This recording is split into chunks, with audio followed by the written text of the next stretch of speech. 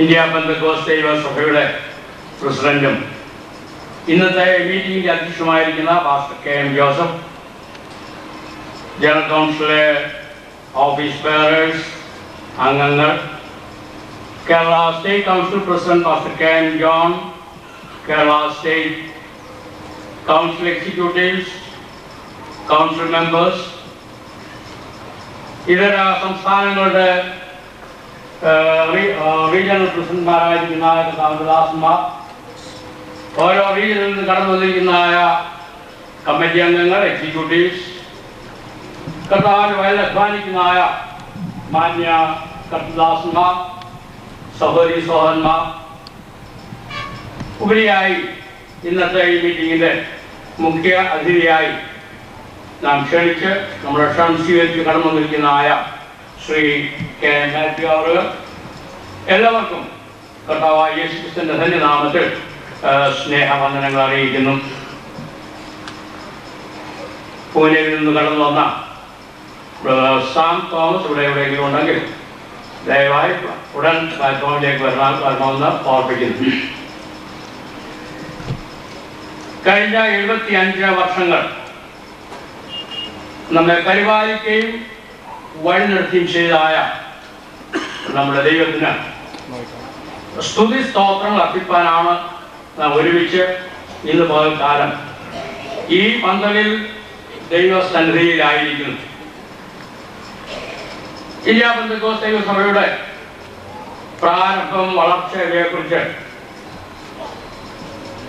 സ്വാഗത പ്രസംഗവേളയിൽ തോമസ് വടക്കേക്കുറിച്ച്, അധ്യക്ഷ പ്രസംഗവേളയിൽ president pastor K M. Joseph ഇവര് അല്പമായി പ്രസ്താവിക്കുകയുണ്ടായി.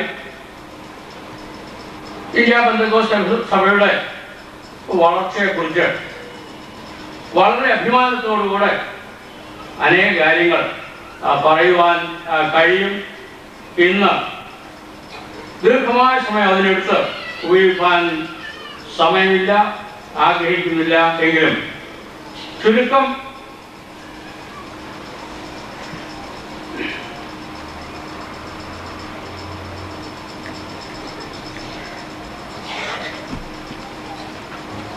ഇന്ത്യ പെന്തക്കോസ്ത് ദൈവസഭയുടെ ആരംഭം, വളർച്ചയെക്കുറിച്ച് അല്പം ചില വാചകങ്ങൾ ഓർമ്മിപ്പാൻ ആഗ്രഹിക്കുന്നു. മലയാളികളല്ലാത്തതായ പല സഹോദരി സഹോദരന്മാർ, കർത്തദാസന്മാർ ഈ കൂട്ടത്തിലുള്ളതിനാൽ ഞാൻ പറയുന്നതായ കാര്യങ്ങൾ സാം തോമസ് ഹിന്ദിയിലേക്ക് പരിഭാഷപ്പെടുത്തും. India Pentecostal church of God की शुरुआत के बारे में और उसकी बढ़ोतरी के बारे में मैं कुछ शब्दों को आपके सामने बताना चाहूंगा. ദൈവകൃപയിൽ ആശ്രയിച്ച് ദൈവിക നിയോഗമനുസരിച്ച് ആരംഭിച്ചതായ ഒരു ചെറിയ പ്രസ്ഥാനമായിരുന്നു ഈ പ്രസ്ഥാനം. इस संस्था के बारे में हम जानते हैं कि परमेश्वर की कृपा के द्वारा और परमेश्वर के अनुग्रह के द्वारा शुरू किया हुआ एक छोटा सा संस्था था. 1923 ഏപ്രിൽ 22 എന്റെ പ്രിയ പിതാവ് പാസ്റ്റർ കെ. എബ്രഹാം അവറുകൾ പരിശുദ്ധാത്മ സ്നാനം പ്രാപിച്ചതോടുകൂടെയാണ് ഈ ഇന്ത്യ പെന്തക്കോസ്ത് ദൈവസഭയുടെ ആരംഭം എന്ന് പറയുന്നതിൽ തെറ്റില്ല.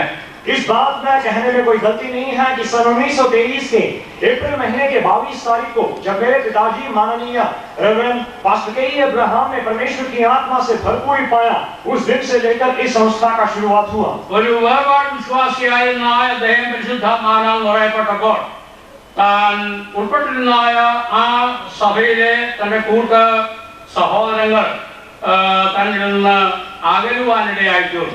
अलग टाइम में विश्वास करने वाले इस माननीय परमेश्वर के दास जो पवित्र आत्मा के बारे में विश्वास कर उसमें भरपूरी उन्होंने अपने जीवन में पाया, उनकी कलीसिया, उनके माने जाने वाले लोगों से दूर उन्हें हो जाना पड़ा. എന്നാൽ 1923 അവസാനത്തോടുകൂടെ അന്ന് പിതാവും മറ്റും താമസിച്ചിരുന്ന മുളക്കഴയിൽ അവിടെ ഒരു അത്ഭുത രോഗശാന്തി നടന്നതിന്റെ ഫലമായിട്ട് തന്നിൽ നിന്ന് വേർപെട്ടതായ പ്രിയപ്പെട്ടവരും അത്ഭുതം കണ്ട് ദൈവത്തെ സ്തുതിക്കുവാനും മഹത്വപ്പെടുത്തുവാനും मड़गी देव കൂട്ടായ്മയിലേക്ക് വരുവാനിടയായിട്ടുണ്ട്. लेकिन उसी साल के अंतिम समय के समय आते समय उसमें उस व्यक्ति के से दूर हो गए हुए लोगों को परमेश्वर ने अपने पास फिर से लेकर आया एक अद्भुत चमत्कार के द्वारा. वो बीमारी में से चंगाई के द्वारा था. 1923 അവസാനിക്കുന്നതിന് മുൻപ് ആ ചെറിയ കൂട്ടത്തിലുണ്ടായിരുന്നായ ദൈവജനങ്ങൾ എല്ലാവരും പരിശുദ്ധാത്മാവിനാൽ നിറയപ്പെട്ടു. 1923 के उस साल को खत्म करने से पहले परमेश्वर ने वहां पर रहने वाले इब्राहिम के साथ रहने वाले सारे व्यक्तियों को अपने आत्मा के द्वारा भर दिया. അതിന്റെ ഫലമായിട്ട് 1924 ജനുവരി മാസം മുതൽ ഒരു പെന്തക്കോസ്തിന്റെ കൂട്ടായ്മയായിട്ട് ആ സഭയായിട്ട് വന്നു. उस प्रकार वो कलीसिया जो है सन 1924 उसके जनवरी महीने से लेकर एक कलीसिया की नाई काम करने लगा. മറ്റു പലരും പരിശുദ്ധാത്മാവിനാൽ നിറയപ്പെടുകയും ആ കൂട്ടായ്മയോട് ബന്ധപ്പെട്ട് മുന്നോട്ട് പോവുകയും ചെയ്തു. अन्य और कई लोग पवित्र आत्मा में भरपूरी पाते हुए कलीसिया के साथ मिलते गए.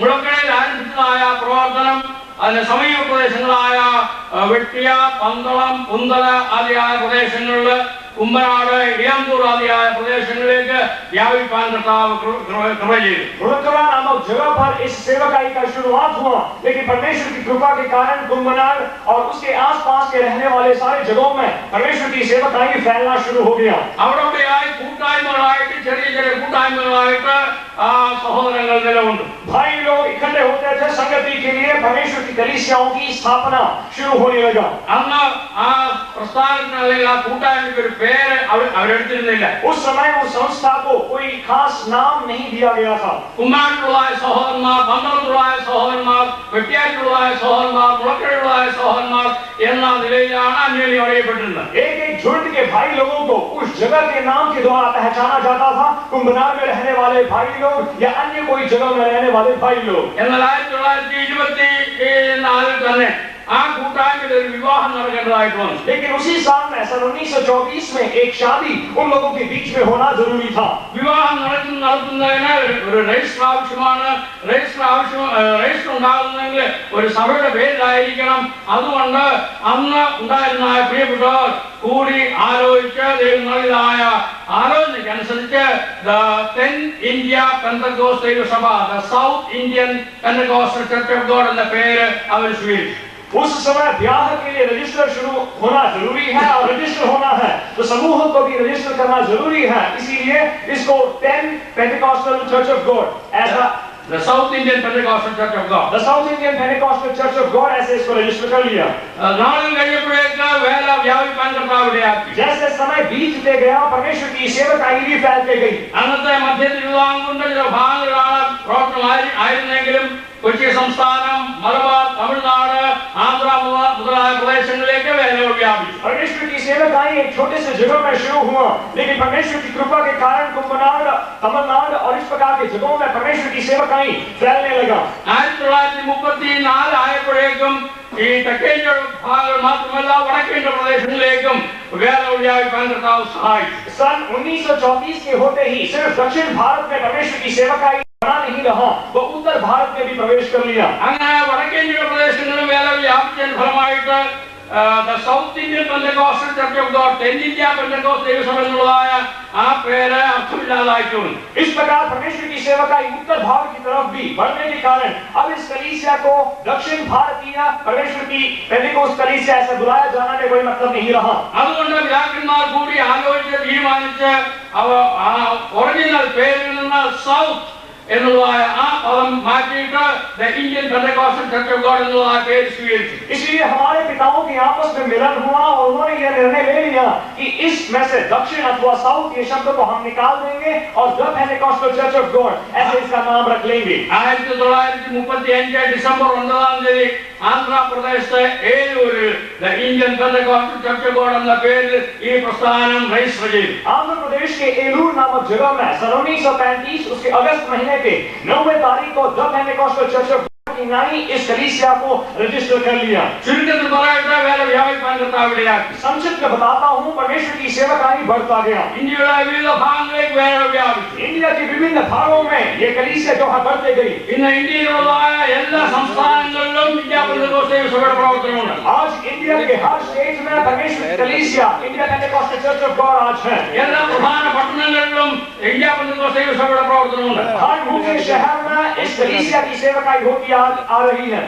ചില വർഷങ്ങൾ കഴിഞ്ഞ് നമ്മുടെ പ്രിയപ്പെട്ടവർ ഗൾഫ് പ്രദേശങ്ങളില് അമേരിക്കൻ ഐക്യരാഷ്ട്രങ്ങളിലേക്ക് ജോലി സംബന്ധിച്ചുമായി പോയി അവിടെ അവർ ചെറിയ ചെറിയ കൂട്ടായ്മകൾ ആരംഭിച്ചു. कुछ ही सालों के अंदर हमारे भाई लोग जो है गल्फ प्रदेशों में और अन्य जगहों पर चले गए और वहां पर भी उन्होंने अपना छोटा छोटा संगतियों का शुरुआत किया। അങ്ങനെ